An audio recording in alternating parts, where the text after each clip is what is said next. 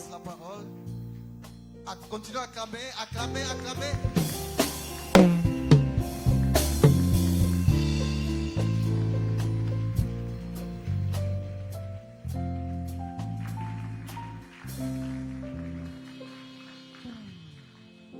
Nazui-moi révélation, mon grand prince des peines.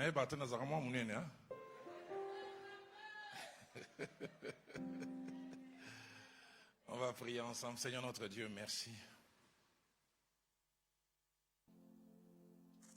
C'est toi qui sais prendre derrière le fumier, faire asseoir avec le grand. Tu peux tirer l'indigent du plus bas et en faire quelqu'un. Par la bouche de Daniel, tu as dit, tu es celui qui élève, mais celui qui abaisse aussi. Et tu dis que l'élévation ne vient ni de l'Orient, ni de l'Occident. La vraie élévation, c'est celle qui vient de toi. Mais non seulement que tu élèves, mais tu aimes aussi que nous puissions bien gérer cette élévation. Et cela n'attire en nous ni orgueil, ni suffisance, mais surtout que cela nous amène à mieux, à plus nous attacher à toi. Tu as dit à Israël, avant qu'il n'entre dans la terre promise, quand vous verrez votre menu et votre gros bétail se multiplier, quand vous habiterez les maisons que vous n'avez pas bâties, tu as dit, garde-toi d'oublier l'Éternel ton Dieu. Mais tu as surtout dit, garde-toi de dire, non pas même à haute voix, mais en ton cœur, que ma force et la puissance de mes mains m'ont acquis ces choses. Et tu as ajouté, souviens-toi de l'Éternel, car c'est lui qui te donnera ces choses. Papa, merci. Bénis cette heure. Toi qui as placé cette parole dans mon cœur comme une grossesse, permets que je puisse la donner telle que tu l'as voulu. Pour ta seule gloire, mais pour notre bien, au nom de Jésus. Amen. Est-ce qu'on peut encore apprécier notre merveilleux groupe d'adoration? Que Dieu vous bénisse. Bonsoir à tout le monde. À vous qui nous suivez en présentiel, à vous qui nous suivez aussi avec tous les moyens que la technologie et avec tous les développements actuels nous accordent. On n'est pas réitéré, mais remerciements au pasteur Nzouzi. Merci pour la confiance. Et merci pour la main d'association. Sans plus tarder, j'ai deux textes. Le premier assez long, un vieux texte sur lequel messages ont été prêchés et qui va nous servir de base pour la suite de l'enseignement de ce soir. Luc au chapitre 15, du 11e verset au 32e. Luc chapitre 15, du 11e au 32e verset. Il dit encore, un homme avait 2 fils. Le plus jeune dit à son père, mon père, donne-moi la part des biens qui doit me revenir. Et le père leur partagea son bien. Peu de jours après, le plus jeune fils, ayant tout ramassé, partit pour un pays éloigné où il dissipa son bien en vivant dans la débauche. Lorsqu'il eut tout dépensé, une grande famine survint dans ce pays et il commença à se trouver dans le besoin. Il alla se mettre au service d'un des habitants du pays qu'il envoya dans ses champs garder les pourceaux. Il aurait bien voulu se rassasier des carouges que mangeaient les pourceaux, mais personne ne lui en donnait. Étant rentré en lui-même, il s'est dit, combien de mercenaires chez mon père ont du pain en abondance, et moi ici je meurs de faim. Je me lèverai, j'irai vers mon père et je lui dirai, mon père, je péchais contre le ciel et contre toi. Je ne suis plus digne d'être appelé ton fils. Traite-moi comme l'un de tes mercenaires. Il se leva et alla vers son père. Comme il était encore loin, son père les vit et fut ému de compassion. Il courut se jeter à son cou et les baisa. Le fils lui dit, mon père, j'ai péché contre le ciel et contre toi. Je ne suis plus digne d'être appelé ton fils. Mais le père dit à ses serviteurs, apportez vite la plus belle robe, revêtez-en mon fils, mettez-lui un anneau au doigt et des souliers aux pieds. Amenez les veaux gras et tuez-les, mangeons et réjouissons-nous, car mon fils que voici était mort et il est revenu à la vie. Il était perdu et il est retrouvé, et ils commencèrent à se réjouir. Or, le fils aîné était dans les champs. Lorsqu'il revint, approcha de la maison, il entendit la musique et les danses. il appela un de ses serviteurs et lui demanda c'est que c'était. Ce serviteur lui dit, ton frère est de retour et parce qu'il a retrouvé en bonne santé, ton père a tué les veaux gras. Il s'est mis en colère. Il ne voulut pas entrer. Son père sortit, les pria d'entrer. Mais il répondit à son père, voici, il y a tant d'années que je te sers, sans avoir jamais transgressé tes ordres, et jamais tu ne m'as donné un chevreau pour que je me réjouisse avec mes amis. Et quand ton fils est arrivé, remarquez, il n'appelle même pas son frère. Quand ton fils, c'est-à-dire plus attaché à papa qu'à lui, celui qui a mangé ton bien avec des prostituées, c'est pour lui que tu as tué les veaux gras. Mon enfant lui dit, le père, tu es toujours avec moi et tout ce que j'ai à toi. Mais il fallait bien s'égayer et se réjouir parce que ton frère que voici était mort et il est revenu à la vie parce qu'il était perdu et il est retrouvé. Nous relisons Matthieu chapitre 5 et contrairement à tous les jours où nous partions du verset 38, ce soir nous allons simplement partir du verset 43 jusqu'au verset 48. Vous avez appris qu'il a été dit, tu aimeras ton prochain et tu haïras ton ennemi. Mais moi je vous dis, aimez vos ennemis, bénissez ceux qui vous maudissent, faites du bien à ceux qui vous haïssent, priez pour ceux qui vous maltraitent et qui vous persécutent, afin que vous soyez fils de votre Père qui est dans les cieux. Car il fait lever son soleil sur les méchants et sur le bon, il fait pleuvoir sur les justes et sur les injustes. Si vous aimez ceux qui vous aiment, quelle récompense méritez-vous? Les publicains aussi n'agissent-ils pas de même? Et si vous saluez seulement vos frères, que faites-vous d'extraordinaire? Les païens aussi n'agissent-ils pas de même?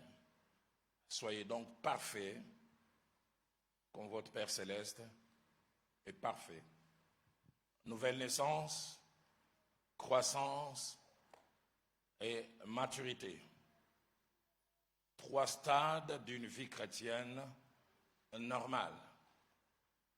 Depuis le début de la semaine, nous sommes en train de montrer combien la vie chrétienne, certes, commence par la nouvelle naissance, qui se passe en 2 phases, repentance et puis conversion, est une bonne chose.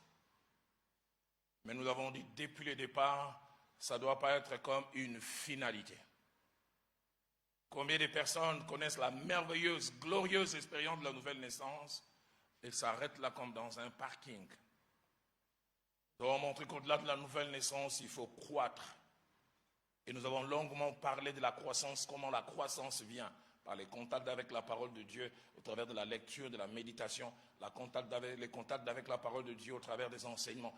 Et nous avons insisté combien il était important que nos églises apprennent à équilibrer prédication et enseignement.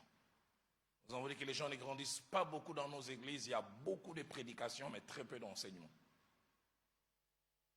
Je bénis Dieu quand le mouvement des réveils a commencé à secouer cette ville, les gens insistaient, on appelait ça affermissement. Rendre les gens forts.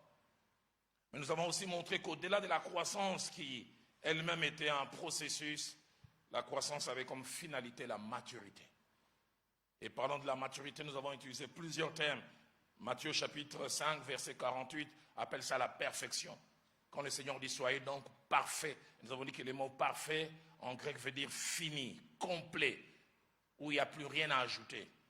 Mais nous avons aussi rappelé, partant d'Éphésiens au chapitre 4, du 11e au 13e verset, l'apôtre Paul utilise 2 termes pour parler de la maturité. Il parle de la stature parfaite de Christ.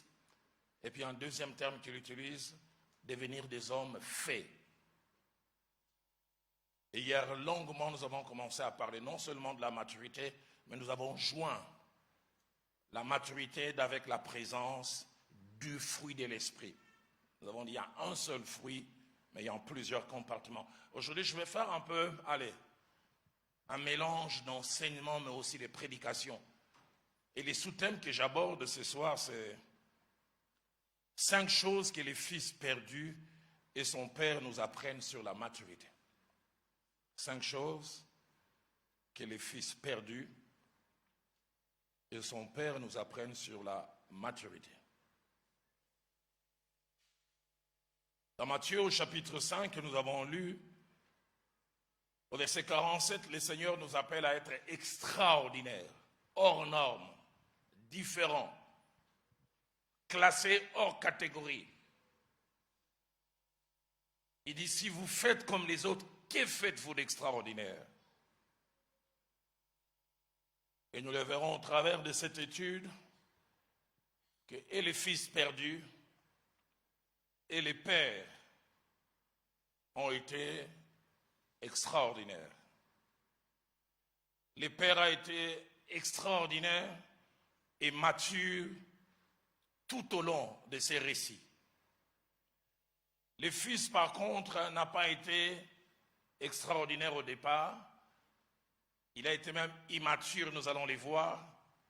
Mais avec le temps, il est devenu aussi extraordinaire, mature. Et si et les pères et les fils ont fait montre de certaines choses, je voudrais commencer par les fils.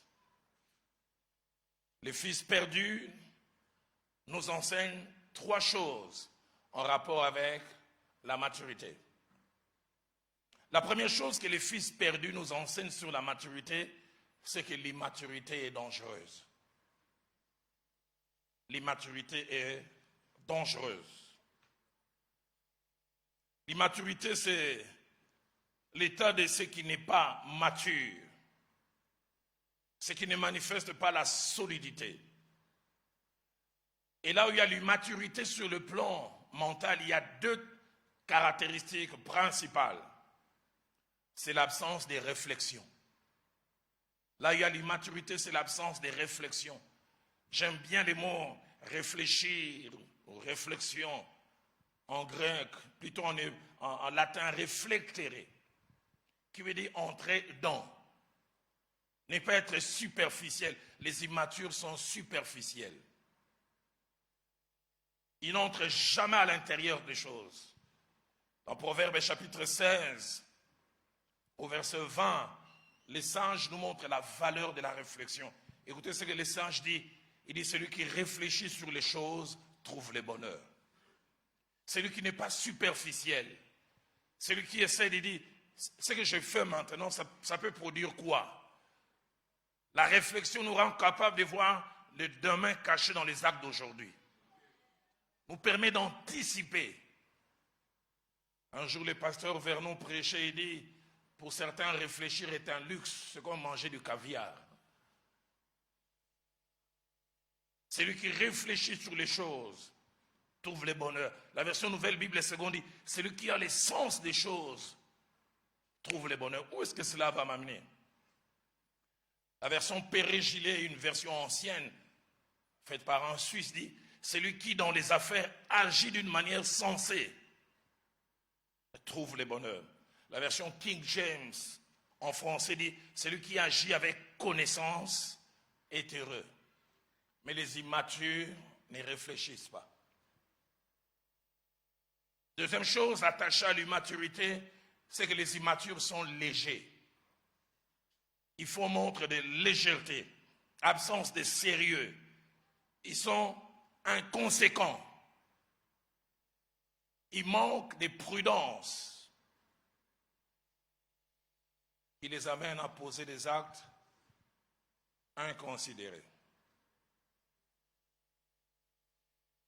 S'il y a plusieurs endroits, la Bible nous encourage à être comme des enfants, il y a des endroits où la Bible ne nous encourage pas à être comme des enfants. Dans 1 Corinthiens chapitre 14, au verset 20, l'apôtre Paul dit, frères, ne soyez pas des enfants sous les rapports du jugement, mais pour la malice ou pour le mal, soyez des enfants. Mais à la fin, il insiste, soyons plutôt des hommes. Il dit, sur les rapports de jugement, ne soyons pas comme des enfants. Par rapport au mal, soyons comme les enfants. Les enfants ne planifient jamais le mal. Mais les adultes peuvent être méchants. La version parole de vie dit, quand vous réfléchissez, ne soyez pas des enfants. Pour faire le mal, oui, soyez des bébés, mais pour réfléchir, soyez des adultes. Et la maturité de cet enfant qui se montre par l'absence de réflexion et la légèreté se montre par la décision qu'il prend. Luc chapitre 15, verset 11, dit ses pères avaient 2 enfants. Le verset 12 nous montre Cet événement qui arrive comme un coup de tonnerre dans un ciel bleu. On ne voit aucune trace qu'il y aurait des pluies, puis kakebeti, bah! Papa, je veux te parler. Quand le père les reçoit, la Bible dit, il dit à son père, mon père, donne-moi la part de bien qui doit me revenir. 3 choses à noter en rapport à cette décision. La première, c'est que c'est une décision stupide, irréfléchie et qui ne devait pas être là. La deuxième des choses, c'était le genre de choses qui ne se faisaient jamais dans la culture juive. Parce que dans la culture juive, l'héritage du père était donné aux enfants à la mort du père. Et non seulement à la mort, on attendait même 3 mois après. Les deux doivent être suffisamment passés pour qu'on partage. Et demander sa part d'héritage du vivant du père, c'était une manière de dire, tu traînes trop. Je suis fatigué de te voir vivant. C'est le message caché derrière. Tu traînes trop. Meurs pour que je puisse jouir. Troisième chose attachée à cette décision, elle a dû à la fois surprendre, étonner, décevoir, mais surtout blesser le père. La culture juive dit, quand un enfant agissait comme ça, les papas n'avaient plus le droit de siéger parmi les notables, parce qu'on estimait qu'il avait échoué dans l'éducation d'avec son enfant. On les lit souvent, mais on n'a pas conscience du degré de la blessure du père. La fin du verset 12, c'est un enfant qui a demandé, donne-moi ma part d'héritage. Mais écoutez ce que la Bible dit, le père leur partagea son bien. Qu'est-ce qu'il veut dire?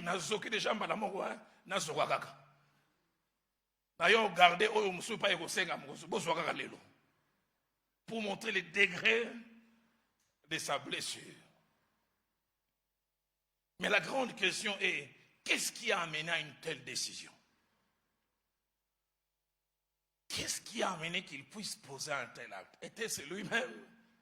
L'impatience des jours des choses? Était-ce l'influence des amis? Combien de fois les enfants nous font mal? Son immaturité ne s'est pas seulement révélée par cette décision qui ne devait pas avoir lieu, mais son immaturité s'est encore révélée, et le verset 13 en parle, la partie B. Il a déjà blessé son père, mais la Bible ajoute, il resta quelques jours. Asi azokisi mutu. Azui mutu kwa na yakomi korenye nango. Papa linga sebe oyangai. Va régner avec loin de moi. Et là où on voit encore l'immaturité, c'est non seulement dans sa décision, mais son incapacité à gérer. Le verset 13, à la fin, dit, il partit pour un pays éloigné où il dissipa son bien en vivant dans la débauche. Il vécut dans le désordre. Il dissipa aussi tout ce qu'il possédait, dit la version français courant. La version Parole de vie dit, il se conduisit très mal et il dépensa tout son argent. Luc chapitre 15, verset 14, la partie B, nous parle des conséquences de l'immaturité. Au bout d'un certain temps, celui qui avait tout n'avait plus rien. Celui qui était parti les mains pleines s'est retrouvé les mains vides. Au bout de combien de temps, nous ne savons pas. Celui qui avait tout a commencé à manquer de tout, parce que la fin du verset 14 dit, et il commença à se trouver dans le besoin. La version Nouvelle Bible Seconde dit, il commença à manquer de tout.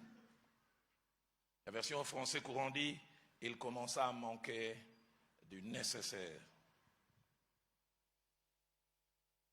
3 choses que je vous prie de noter avant de clore ce point et de passer à la deuxième chose que ce jeune homme a eu à faire.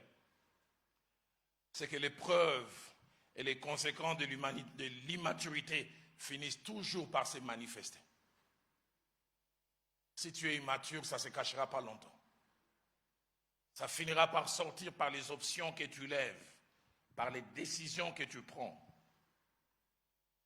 Deuxièmement, l'immaturité est non seulement dangereuse, mais elle est destructrice, elle peut nous amener à la perte. Et troisièmement, l'immaturité n'est jamais sans conséquence. Proverbe 9 au verset 12, ça parle de la sagesse, mais dans la meilleure traduction, on parle de ce qui est consistant. On dit si tu es sage, c'est pour toi-même que tu es sage. Une autre version dit tu en récolteras les fruits, mais si tu es moqueur. Une autre version dit si tu es inconséquent ou irréfléchi, c'est toi seul qui en supporteras les conséquences. Deuxième chose que ce fils perdu nous enseigne, et c'est là où celui qui était médiocre, ordinaire, commence à devenir extraordinaire. Deuxième chose qui nous enseigne, c'est que l'un des signes de la maturité, c'est lorsque l'on est capable de reconnaître ses erreurs. L'un des signes de maturité, c'est lorsqu'on est capable de reconnaître ses erreurs. J'ai 4 filles, maintenant elles ont grandi. Et quand je les ai vues toutes jeunes commencer à poser certains actes, j'ai commencé à remettre en question une façon de parler des Chinois à Kinshasa au Banabazaba Angelo. Quand je suis allé chez un ami, un bébé de 11 mois, quelqu'un fait tomber les biscuits, il est en train de tourner les biscuits comme ça, en cachant loin de son regard, pour en jouir. J'ai dit, qui lui a appris ça? Et en Bible, dit, tous sont péchés et sont privés de la gloire de Dieu. Oh, Angelo, 11 mois, Mouyibi déjà dans la journée. Mes 4 filles, j'entendais, j'ai rentré comme ça, sur les 4 verres qu'il y avait à la maison, 3 sont cassés. Qui a cassé les verres? Comme refrain, pas moi. J'ai dit, finalement dans cette maison, les verres sautent d'eux-mêmes. Difficile à assumer, à reconnaître des responsabilités. Mais ce jeune homme immature au départ, combien de temps s'est-il passé entre les moments où il a pris la mauvaise décision, sa déchéance? Luc chapitre 15, verset 15 à 16 dit, il alla se mettre au service des habitants du pays qu'il envoya dans ses champs garder les pourceaux. Il aurait voulu se rassasier des carouges qui mangeaient les pourceaux, mais personne ne lui en donnait. J'aime ce que le verset 17 dit, étant rentré en lui-même. Les matures commencent à réfléchir, les superficiels commencent à réfléchir. Seigneur, donne-moi quelqu'un ce soir qui va quitter la superficialité, qui va commencer à être profond et réfléchi. Il rentre en lui-même. La version française courant dit, il s'est mis à réfléchir sur sa situation.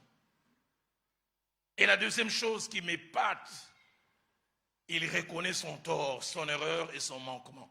Ce n'est pas l'extérieur qui lui dit ça. Il dit, j'irai chez mon père et je lui dirai, mon père, je péchais contre les ciels et contre toi. J'aimerais nous poser la question, la dernière fois où tu es resté toi seul, tu as assumé un tort, c'est quand? Non, punition va passer dans Moussa, méritant, on va venir dans Mutabaretan, vraiment. Où tu reconnais, tu assumes. Reconnaître ses erreurs, assumer, c'est un signe de maturité.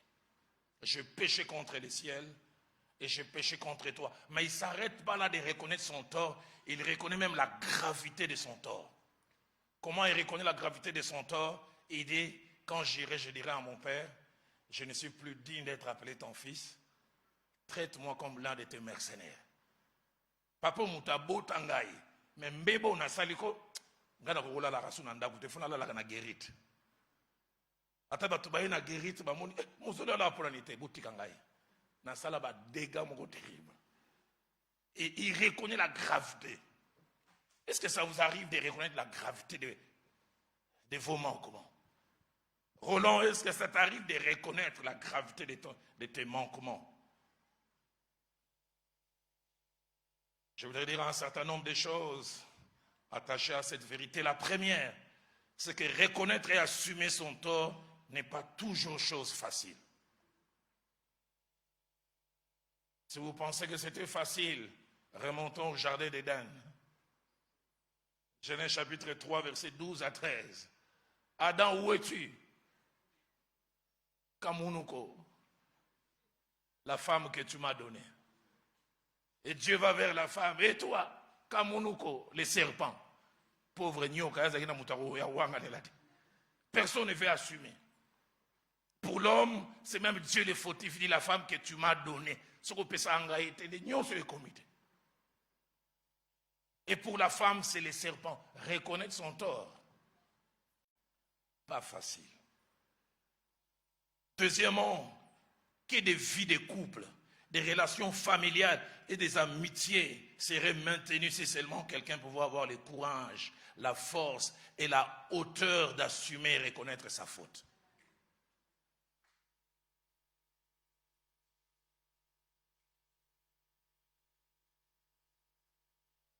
J'en parlerai tout à l'heure, quand je toucherai le deuxième point.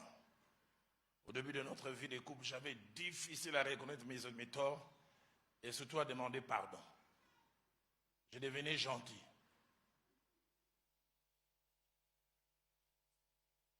Il vient aux Anandako.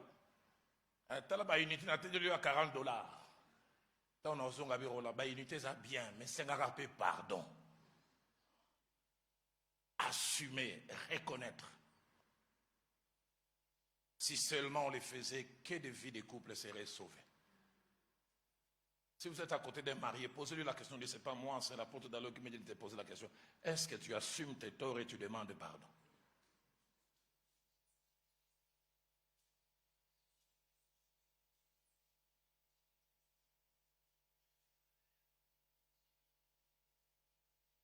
Troisième chose, plusieurs choses nous empêchent de reconnaître nos fautes, nos erreurs et nos manquements.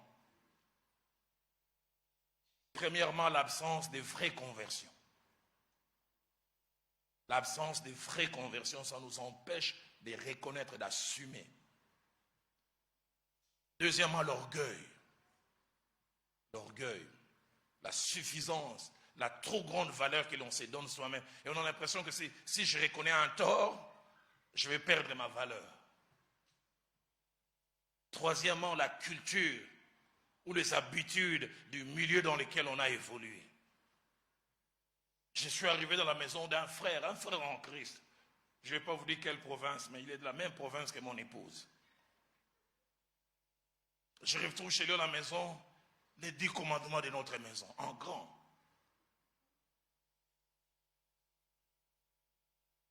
Article 1, l'homme a toujours raison.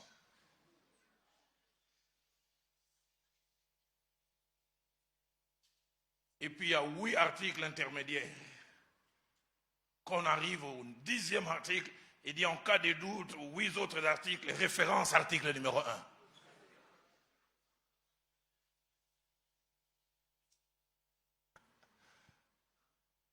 Combien dans notre culture, des fois, on écrase la femme. Seule la femme a le droit de s'abaisser, pas l'homme. Vous connaissez la tribu où on diminue les femmes, hein?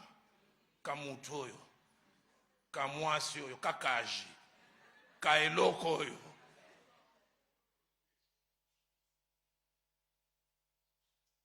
J'ai jamais compris les papas de cette province, quand ils veulent regarder les femmes, ils changent déjà le visage. Kamwa et Lokoyo, Kolobanine.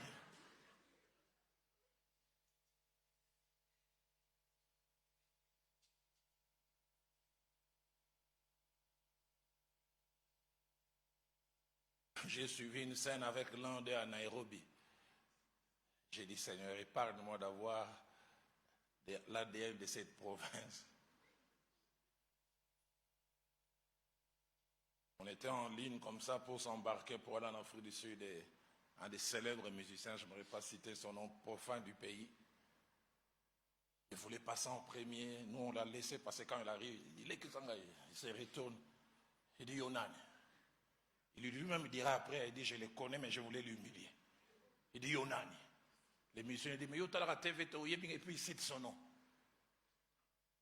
Il dit na futa yombongo bete la moise na concert na cuisine tamba.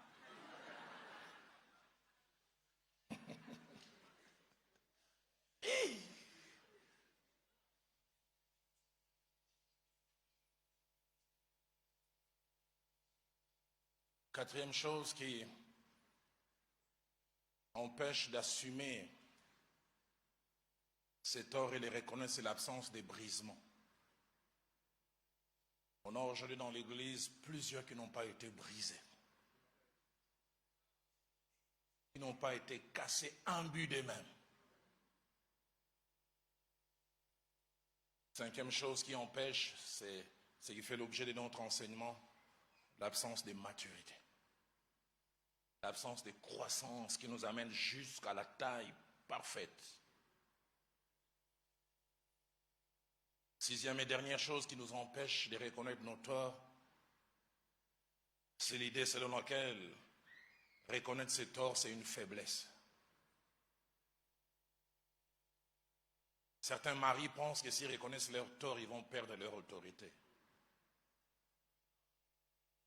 Jamais.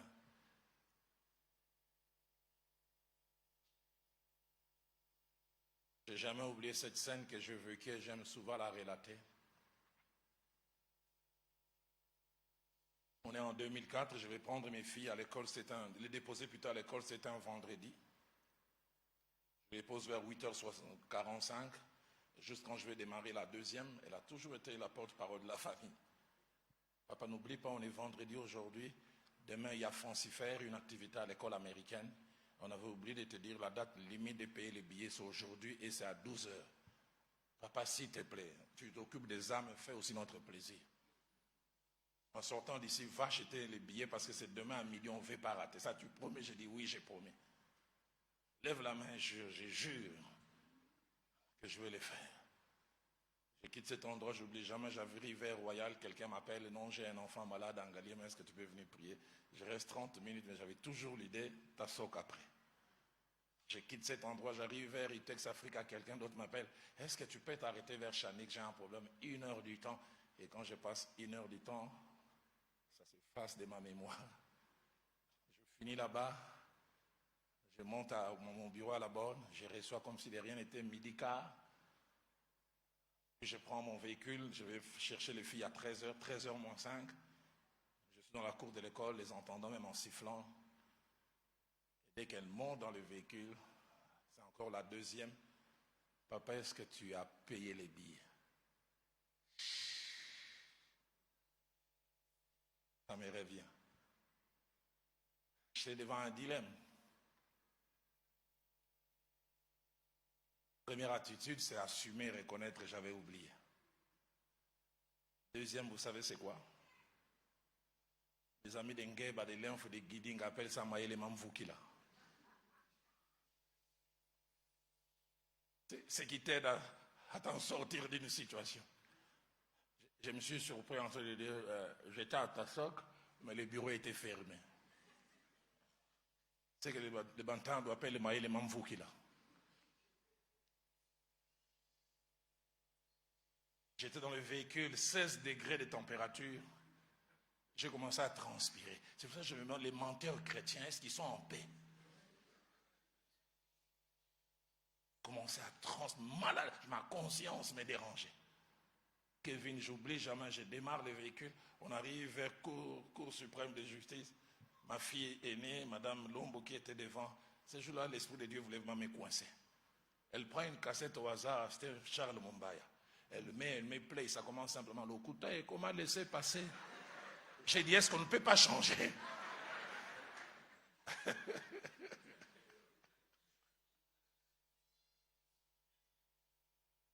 Et quand on avance vers Royal, j'ai transpiré tellement. Ma deuxième fille dit, papa, il y a quelque chose qui ne va pas, tu es malade. J'ai arrêté le véhicule, j'ai dit, je suis malade. De nature, je ne bégaye pas. J'ai dit, pardonnez papa. Papa a menti tout à l'heure. Et je dois avouer une chose. Autant je me sentais mal quand je m'étais caché derrière le mensonge. Mais quand j'ai rétabli la vérité à la place du mensonge, qu'est-ce que je me suis senti bien.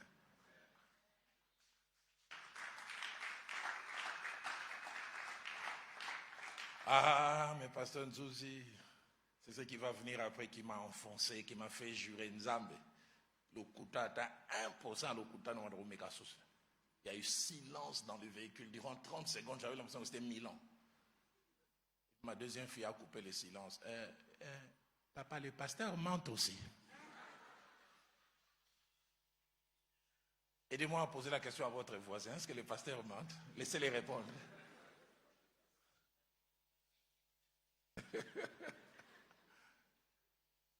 Je me suis surpris en train de dire, je ne sais pas si tous les pasteurs mentent, mais papa avait menti.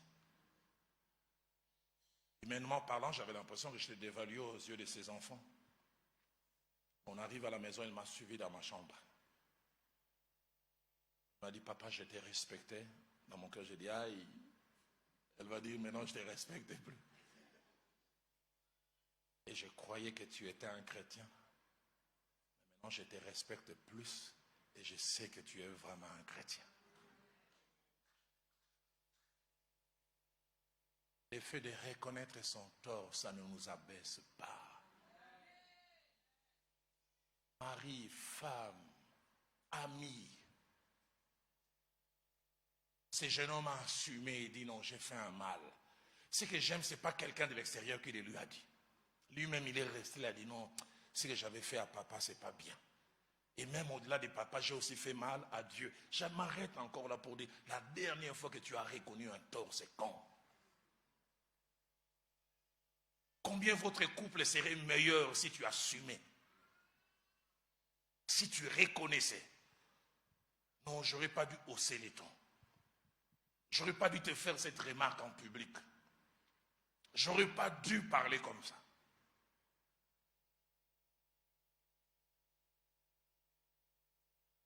N'oublie jamais, ce jour, on est dans une réunion du comité. J'ai toujours été doux, mais de temps en temps, j'ai des crises de colère qui m'arrivent chaque 10 ans. Je prie que ça ne vienne plus. Et ce jour-là, dans cette réunion du comité, je me suis emporté. Sur le champ, je ne me rendais pas compte. J'ai mis un argument, quelqu'un a mis un contre-argument. J'ai haussé les tons. Ce n'est qu'après que je me suis rendu compte, j'étais presque injurieux. Des choses qui ne m'arrivent pas. J'ai senti simplement que lors de la réunion, mon épouse aussi faisait partie du comité. Elle est devenue silencieuse. On rentre à la maison, on arrive. En général, elle me laisse manger, puis me fait la remarque, mais ce jour-là, elle ne voulait pas me rater. Après, on arrive et me regarde et dit, Roland, toujours été mon modèle dans la foi, je t'ai toujours respecté. J'ai dit aux amis, moi j'ai dit mon mari est chrétien, mais aujourd'hui j'avais honte de toi.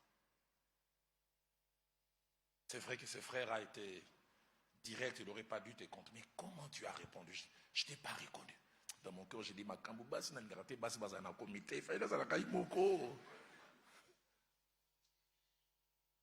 il dit, j'ai eu honte à ta place, c'est mal pour ses frères. Si tu es un enfant de Dieu, si tu es mon mari, prends les téléphones, appelle-les, excuse-toi.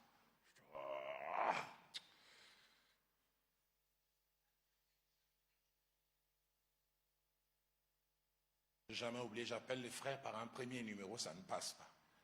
Il dira plus tard, non, ça passait, mais personne ne répondait, mais il dira plus tard, il avait reconnu mon numéro. Je parle un numéro inconnu, je passe par son épouse et son épouse. Donc quand il prend les téléphones, j'entends simplement de l'autre côté. Le pasteur demande à mon épouse. J'ai devant moi la lettre de démission et la lettre de quitter l'église. Frère, pardonne-moi.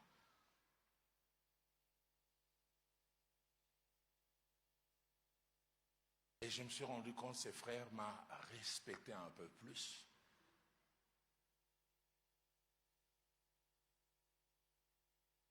Je considère reconnaître un tort comme étant de la faiblesse. Quatrième chose, reconnaître ses torts et les assumer révèle plusieurs choses. Premièrement, ça révèle la maturité. Mais deuxièmement, ça révèle l'honnêteté et la sincérité envers soi-même. Troisièmement, reconnaître ses torts et les assumer, c'est un signe de force intérieure et de courage. Quatrièmement, reconnaître son tort, c'est un signe d'humilité. Une chose de plus en plus rare. Reconnaître son tort, c'est aussi un signe de brisement. Et puis enfin, reconnaître son tort, c'est la preuve qu'on est véritablement enfant de Dieu. Cette capacité à reconnaître son tort, quelqu'un dans la Bible l'a fait de manière permanente. Je comprends pourquoi Dieu l'appelle l'homme selon mon cœur. Il n'a jamais été parfait, mais il lui arrivait de se tromper. Quand il lui arrivait de se tromper, il assumait. 2 Samuel chapitre 12, verset 13, David a fait tuer. Il a d'abord pris Bathsheba, la femme d'Uri, et puis il a fait tuer Uri, et puis il a fait sa femme indûment.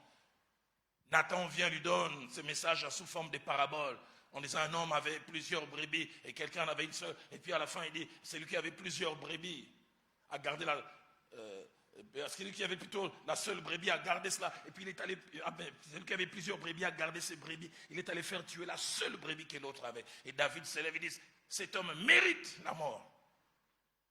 Et Nathan lui dit, tuez cet homme-là. J'aime ce que 2 Samuel 12, verset 13 dit. David dit à Nathan, j'ai péché contre l'Éternel. Il assume. Dans Psaume 51, verset 5 à 6, parlant du même récit, David dit, je reconnais mes transgressions. J'ai péché contre toi seul et j'ai fait ce qui est mal à tes yeux. Je m'arrête encore. Est-ce que tu as la maturité de reconnaître ton tort? 2 Samuel chapitre 24, verset 10, la partie B. David a fait faire un dénombrement qu'il ne devait pas faire. Et quand finalement les conséquences tombent, ma Bible dit, David dit à l'Éternel, j'ai commis un grand péché en faisant cela. Cinquième chose, reconnaître ses torts et assumer ses fautes est souvent le premier pas pour rebâtir les ponts dans les relations brisées.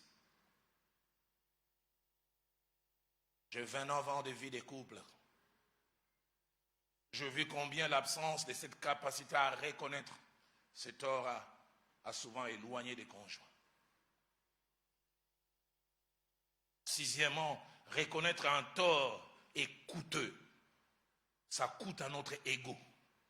Ça coûte à notre amour propre. Ça coûte à la valeur que l'on se donne soi-même. Et dernière chose, seule la maturité, avec la possession du fruit de l'esprit, nous rend capables de reconnaître ses torts. Troisième chose que le fils perdu a eu à faire, au-delà du fait de reconnaître son tort, la maturité l'a amené à aller réparer son tort. Il a reconnu cela et il a eu le courage de réparer son tort en demandant pardon. Aide-moi à poser la question à ton voisin, est-ce que tu sais demander pardon?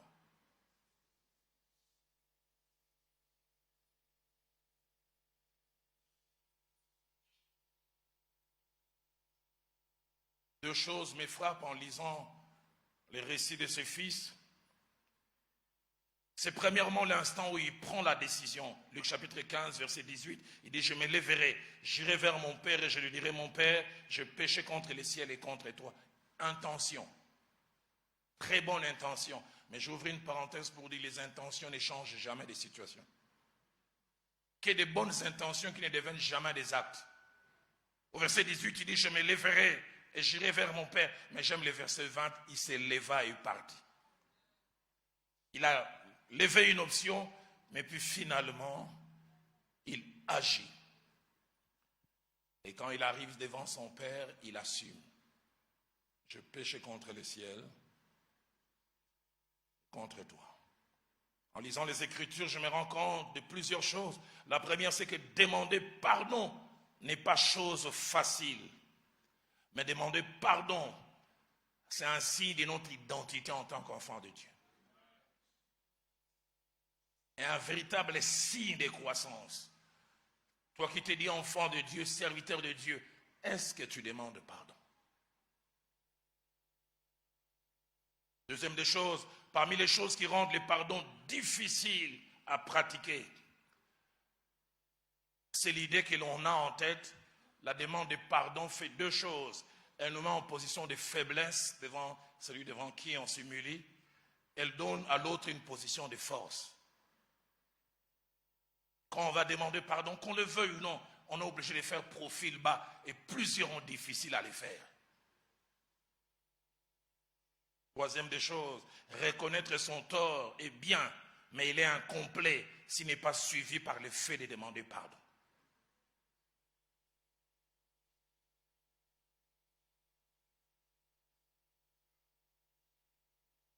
Quatrièmement, dire pardon est un petit mot, mais aussi un petit geste, mais qui peut changer beaucoup de choses. Quand j'étais jeune, pasteur Blaise Saki a chanté un merveilleux cantique. C'est un si petit mot qu'on oublie souvent. C'est un si petit mot qui disparaît en famille. Mais si nous aimons vraiment, devons savoir la donner. Il dit la bouche de l'orgueilleux n'en connaît pas les goûts.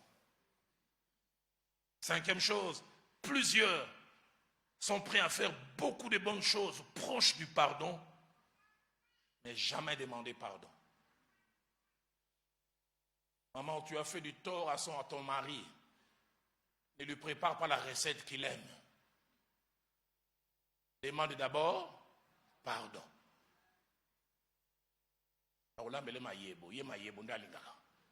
C'est ma façon de demander pardon.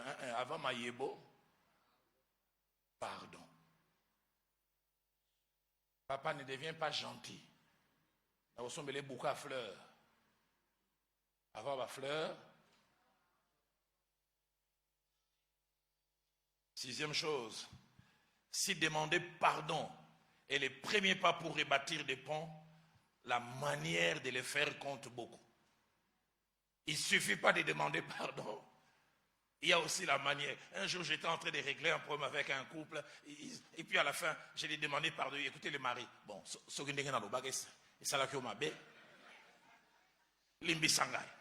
que ça c'est un pardon? Ça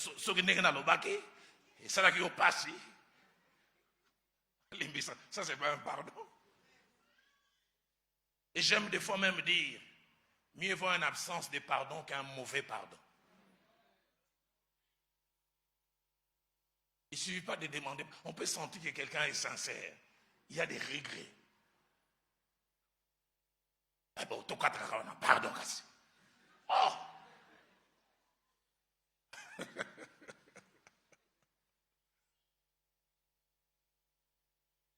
Septièmement, l'une des grandes stratégies du diable pour empêcher que les ponts soient rebâtis, c'est de nous empêcher de prononcer les mots pardon.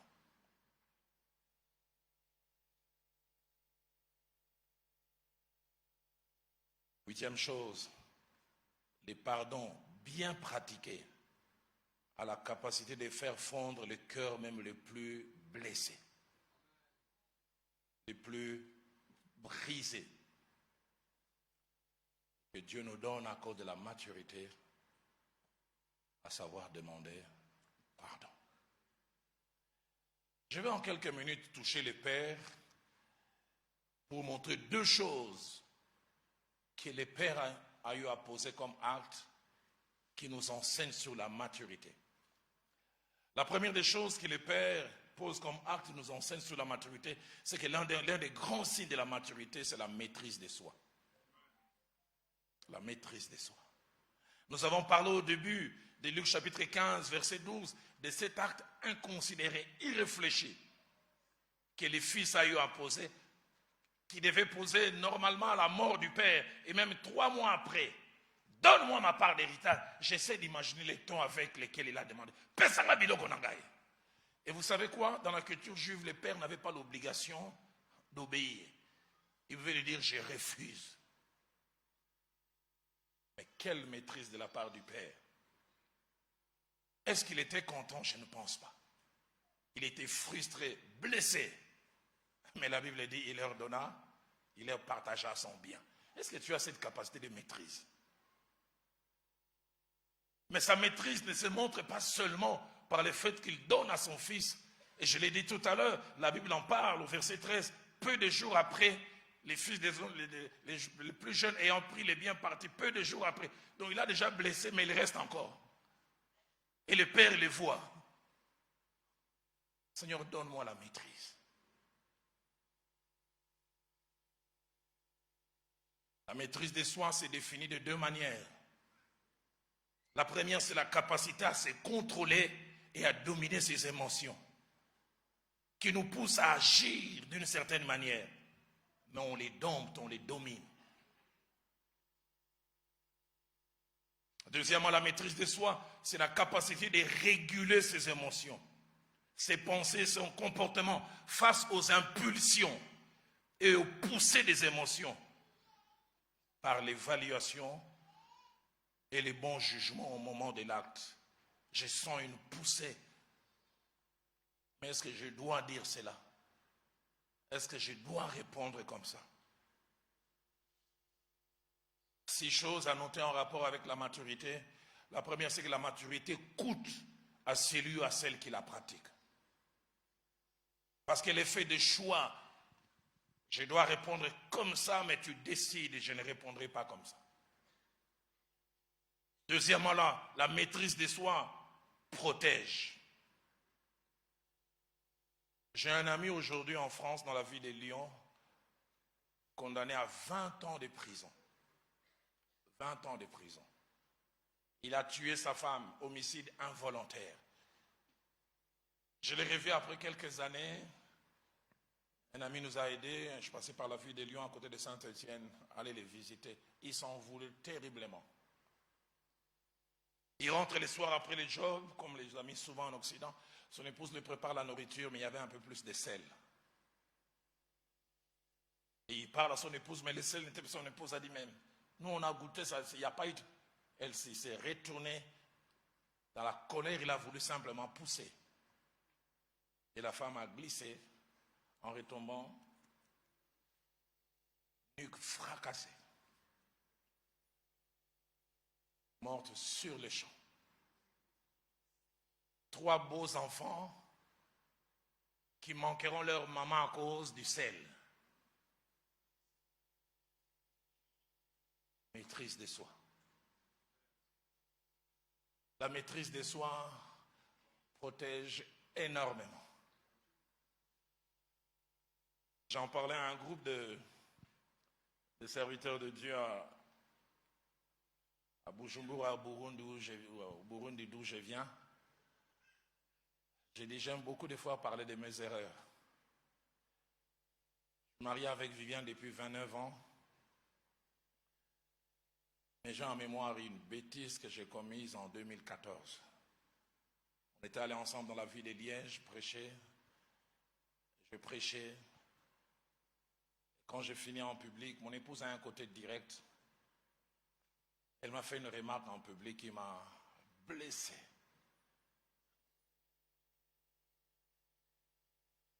Et quand on est rentré en chambre à l'hôtel, ce jour-là, j'oublie jamais.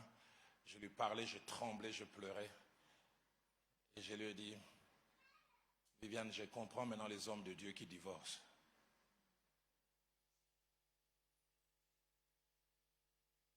Parce que j'ai retiré cette parole après.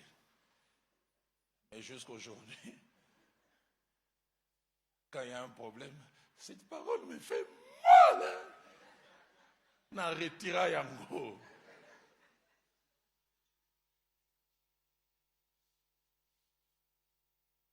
Et je me suis rappelé ce que le pasteur Vernon m'a donné comme conseil avant le mariage. Je dis, Roland, tout ce que tu penses, il ne faut pas toujours le dire. Dans un excès de colère, tu ne les penses pas tellement, c'est seulement la colère. Après, tu vas retirer, mais ça. Et le pasteur Vernon disait, des paroles comme ça, c'est comme du bois. Tu prends un clou, tu tapes dessus. Après, tu viendras, tu enlèves, le clou est parti, mais les trous.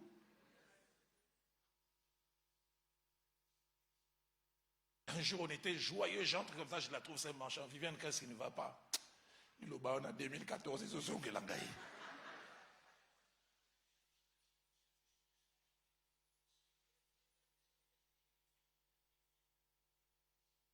C'est pour ça que je dis la maîtrise de soi protège. Des fois, j'ai envie que la vie soit comme une cassette VHS, qu'on fasse rewind.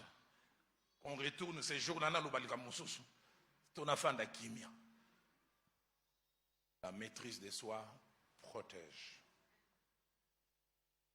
Troisièmement, la valeur de la maîtrise de soi n'est appréciée que lorsqu'on a mal agi et l'on voit les conséquences du mauvais acte.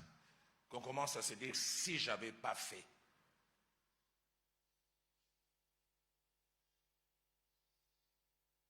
Quatrièmement, la maîtrise de soi est appelée à toucher non seulement nos actions, mais surtout nos paroles. Nos paroles. Vous savez, des fois, les paroles blessent plus que les coups. Il y a des paroles qui peuvent diminuer une vie, dévaluer une vie. J'ai entendu un jour un mari injurier sa femme, Zoba. Mieux vaut la force mentale que la force physique. Celui qui est maître de lui-même vaut mieux que celui qui conquiert des villes. Je prie qu'au-delà de la force physique, biceps et triceps, que tu aies la force mentale. Proverbe 25 au verset 28 dit, comme une ville forcée et sans muraille, ainsi un homme qui n'est pas maître de lui-même. Tu manques de clôture. La version de Semeur dit, celui qui ne sait pas se dominer est comme une ville démantelée qui n'a plus de remparts.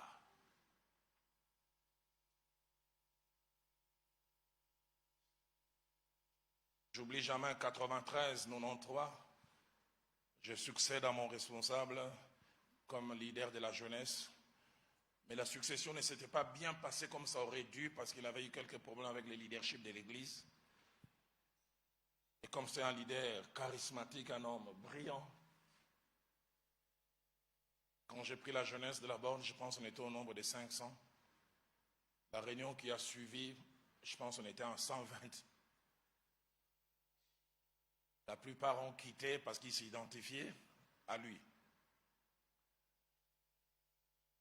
Et les 3 semaines qui ont suivi, nous sommes arrivés jusqu'à 50 personnes. Et j'apprenais qu'il y avait un jeune homme que je connaissais très bien. Je n'ai jamais oublié. Ceux qui connaissent un peu l'histoire politique du pays peuvent se souvenir. À l'époque, c'est Papa Etienne Tshisekedi qui devait devenir Premier ministre. Mobutu, dans ses dribbles, il a dribblé, il a placé un certain Birindois. Je me souviens de ça parce qu'à la jeunesse de la borne, on a commencé à m'appeler Birindois. En disant que j'ai pris la place d'un Etienne Tshisekedi spirituel. Et c'est ce jeune homme qui était à la base de ce prénom de Birindois. Le nombre est passé de 120 à 40 à cause de lui. Quand la réunion de la jeunesse voulait commencer, il s'est tenu à la porte et dit, mais vous allez chez Birindois, qu'est-ce qu'il y a? Assis la moto.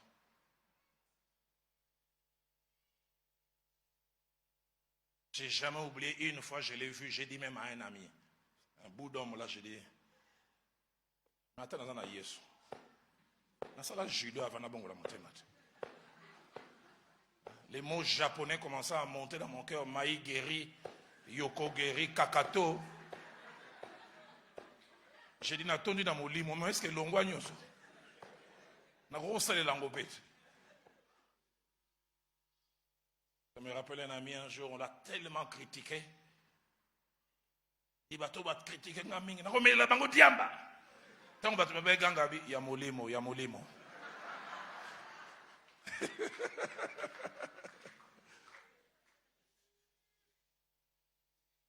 Et Papa Nzouzi, un jour, j'ai recevé au bureau, il y avait une liste de 20 personnes.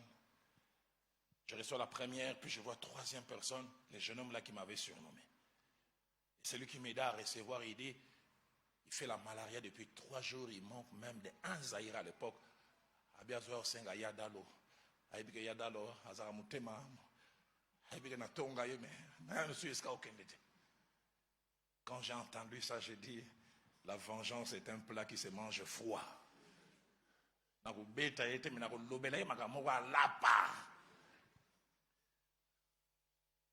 pasteur, quand il s'est assis, j'ai commencé à prier, j'ai entendu le Saint-Esprit dire, Roland, tu m'appartiens, au moins c'est moi qui t'appartiens. J'ai dit, Seigneur, c'est toi qui m'appartiens. Je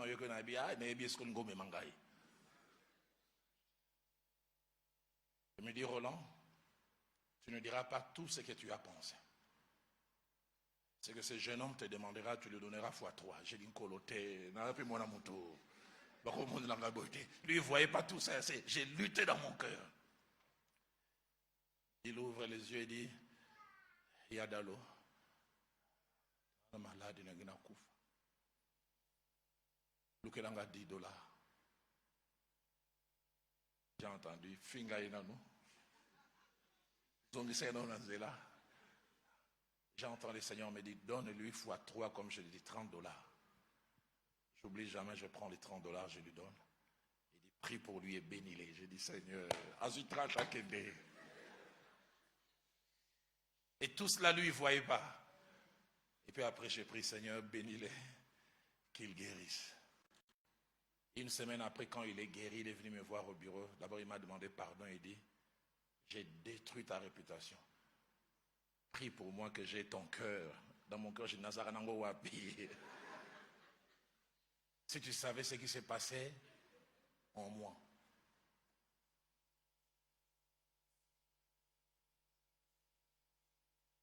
La maîtrise de soi. La deuxième des choses avec le Père, et je termine, c'est que l'un des grands signes de maturité est aussi la capacité à pardonner.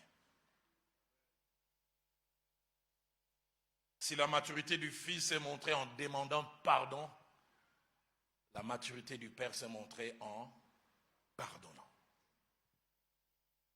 Lorsqu'on parle de pardon, le pardon c'est ne plus tenir compte et ne plus considérer une faute, un manquement ou une offense. Pardonner, c'est décider de ne plus tenir rigueur à quelqu'un qui nous a offensés et qui nous a fait du mal.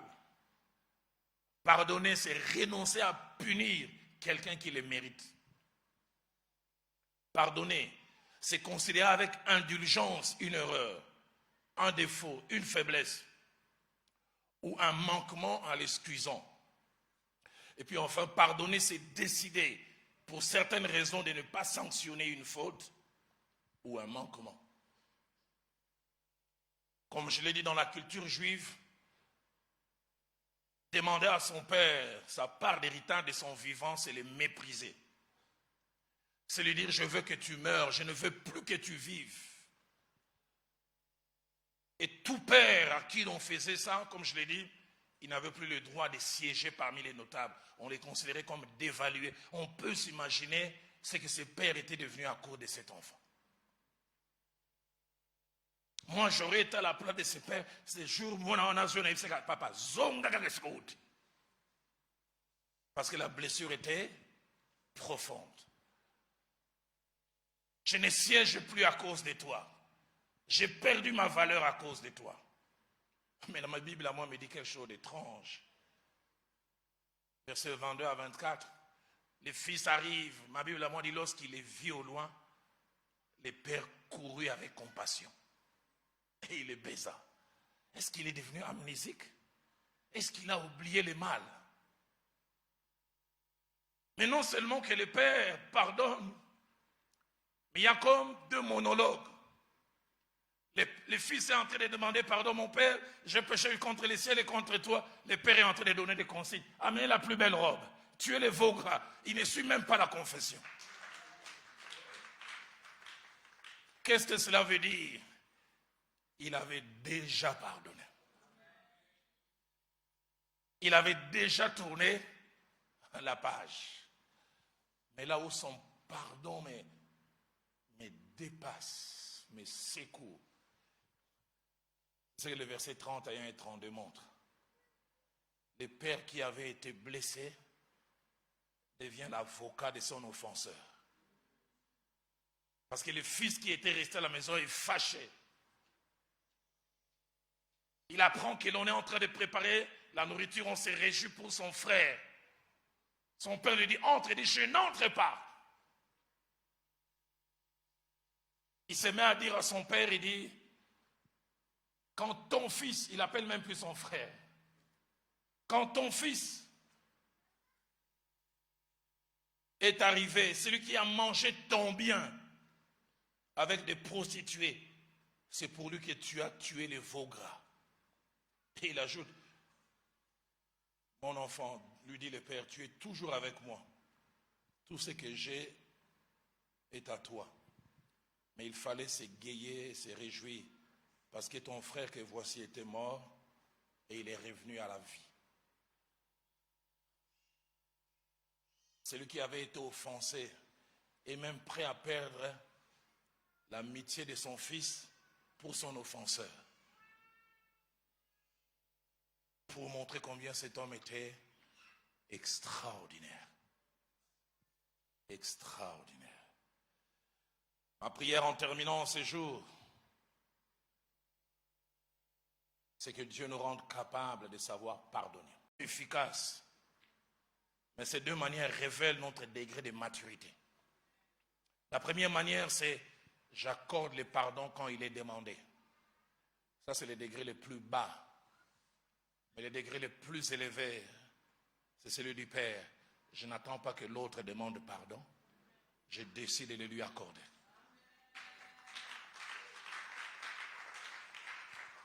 Jésus a fait cela sur la croix. Étienne a fait cela aussi quand il était en train d'être lapidé. Est-ce que ça vous arrive de décider, je ne veux plus le tenir rigueur? Quatrièmement, le fait d'accorder un pardon ne signifie pas simplement oubli. Accorder pardon, c'est avoir peut-être encore en mémoire, mais décider avec Dieu que les souvenirs de cette mémoire ne nous dérangent plus. Et ça, avec la maturité et l'aide du Saint-Esprit, on peut le faire. Cinquièmement, le véritable pardon est un choix personnel, un choix coûteux, un choix difficile, mais qu'un choix que la maturité peut vous faire faire.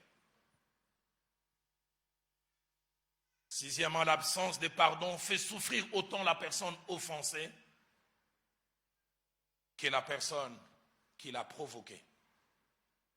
J'ai lu un merveilleux livre quand je me suis converti de Samuel Azakortian, un Français d'origine arménienne, le pardon, une puissance qui libère. L'absence de pardon fait que notre cœur soit rempli de cellules de prison.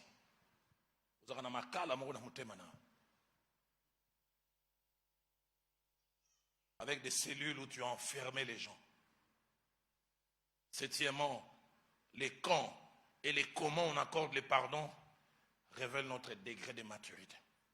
Le plus vite on peut le faire, sans condition, révèle notre degré de maturité. Huitièmement, la pratique du pardon, tout en n'étant pas facile, doit dans notre vie en tant qu'enfant de Dieu être un style de vie. Pierre, quand j'irai au ciel, l'une des personnes que je chercherai à voir, c'est l'apôtre Pierre. Un jour, Jésus en Christ est en train d'enseigner.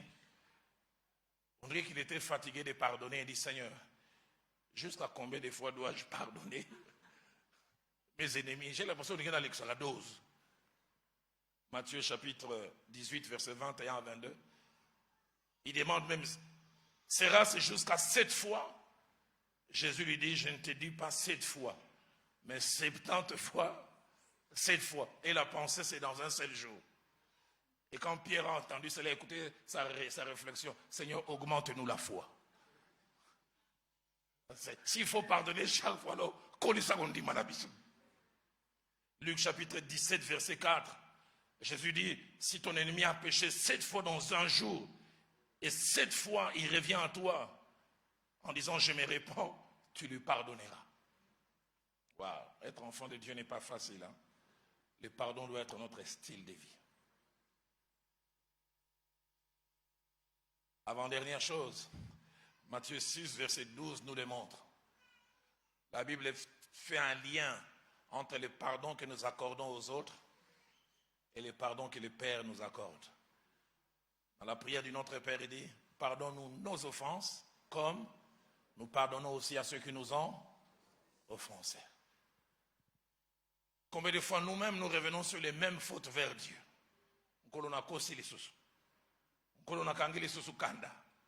Mais quand c'est un homme qui revient vers toi pour le même tort, tu as tendance à lui dire ton quota est terminé. Dernière des choses, et je termine. Il n'y a pas de véritable capacité à pardonner sans la présence du fruit de l'esprit. Il n'y a pas de fruit de l'esprit sans croissance. Et il n'y a pas croissance sans nouvelle naissance. J'aimerais demander aux musiciens de revenir.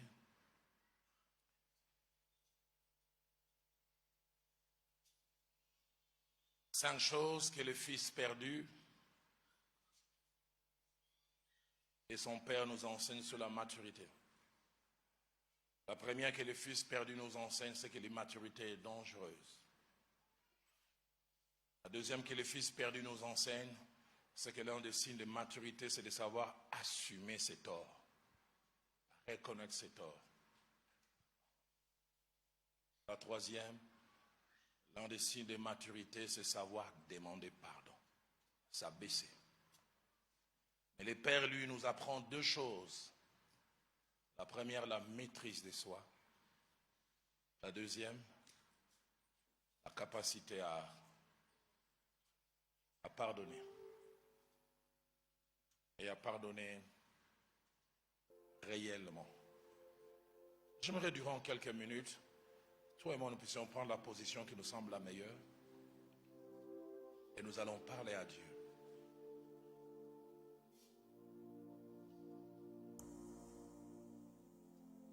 Je me suis réveillé ce matin avec ce merveilleux cantique de Maman Dena. Quand il descend, l'atmosphère change. Quand il descend, il y a un transfert entre ciel et terre. Alors que nous serons en train de chanter ces cantiques, prie pour toi-même. Es-tu comme les fils perdus au départ, immatures? Tu es léger dans tes choix. Tu manques de réflexion. Et tu dis à Dieu, Seigneur, je voudrais grandir, devenir un peu plus réfléchi, moins de légèreté, moins d'inconséquence.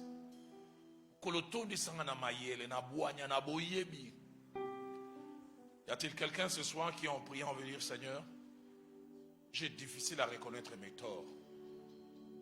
Rappeler aux autres leurs torts, ça j'ai fait. Dire aux autres ce qu'ils ont mal fait, ça j'ai fait. Mais que j'assume. Y a-t-il un mari ce soir qui veut dire, pasteur, prie pour moi. Je reconnais difficilement, rarement mes torts. Y a-t-il une femme qui veut dire, homme de Dieu, prie avec moi. Que Dieu me rende capable de reconnaître mes torts. Mais y a-t-il aussi quelqu'un qui veut dire, je demande difficilement pardon. Et les quelques fois où je le fais avec légèreté. Que Dieu m'aide à bien demander pardon. Mais y a-t-il aussi quelqu'un qui dit, j'aimerais apprendre à accorder le pardon. Seigneur, donne-moi la maîtrise de soi. Entre ciel et terre, quand tu descends, l'atmosphère change et un transfert. Entre ciel et terre. Entre ciel et terre, quand tu descends. Seigneur, que ces transferts aient lieu ce soir. Saisis-toi de nous selon qu'il est écrit. L'Esprit de l'Éternel te saisira. Et tu deviendras un autre homme. Quand il descend, l'atmosphère change. Il y a transfert. Entre ciel et terre. Entre ciel. Quand tu descends. Tu descends. Et tout s'arrête.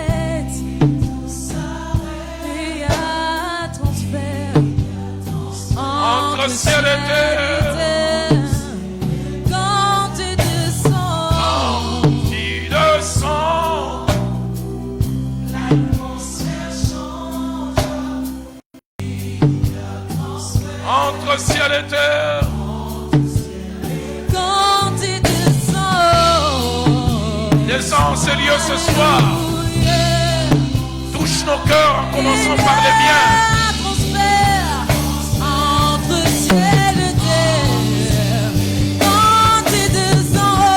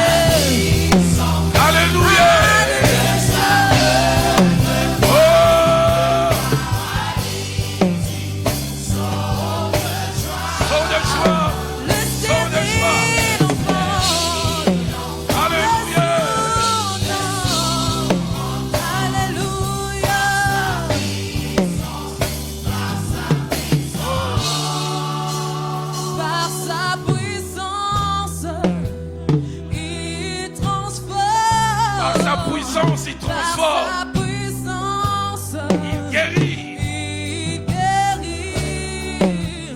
Par sa puissance, Alléluia. il renouvelle. Alléluia. Par sa puissance, par sa puissance. Alléluia. Alléluia. Il guérit les malades. Oh. Il renouvelle par sa puissance. Par sa puissance. Et par sa puissance. Et par sa puissance. Et par sa puissance. Et par sa puissance. Il renouvelle.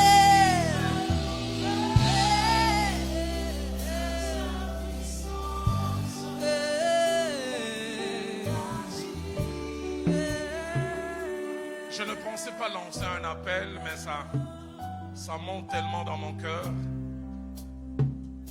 Mais en même temps que je prépare ces 4 appels, je sens dans mon cœur ce merveilleux cantique, l'un des tout meilleurs, composé par Papa Alain Molote et chanté par Maman Nadège, qui monte dans mon cœur. Shiloh, Shiloh, répands-toi ma vie. J'aimerais lancer ces 4 appels. Y a-t-il quelqu'un ce soir qui veut dire, pasteur, je suis enfant de Dieu, mais j'ai difficile à reconnaître mes torts. Pour plusieurs raisons. Et j'aimerais ce soir prendre un nouveau départ, apprendre à reconnaître mes torts. Mon deuxième appel, proche du premier.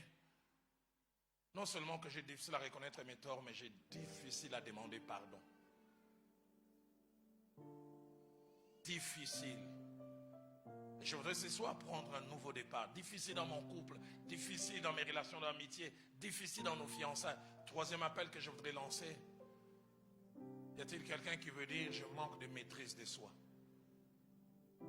Je ne contrôle pas mes paroles. Je ne contrôle pas mes réactions.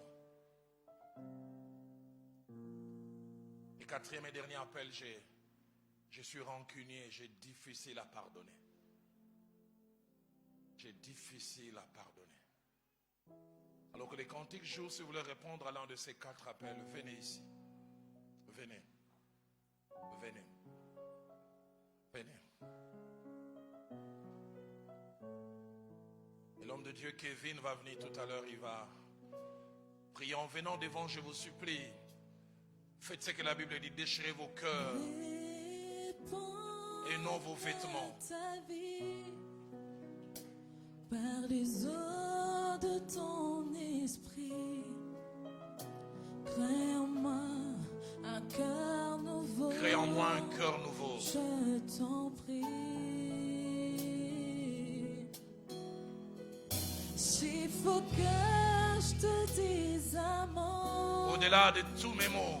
Au-delà de tous mes mots. Seigneur, j'ai difficile à assumer mes torts. J'ai difficile à reconnaître que je mal agi. Brise cela en moi par orgueil, à cause de la culture.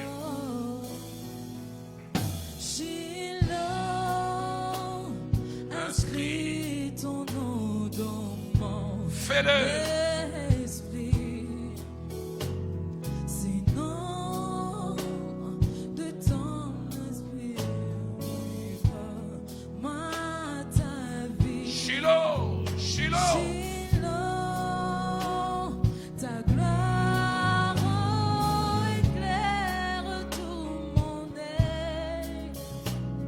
Au nom de ton esprit, je vis.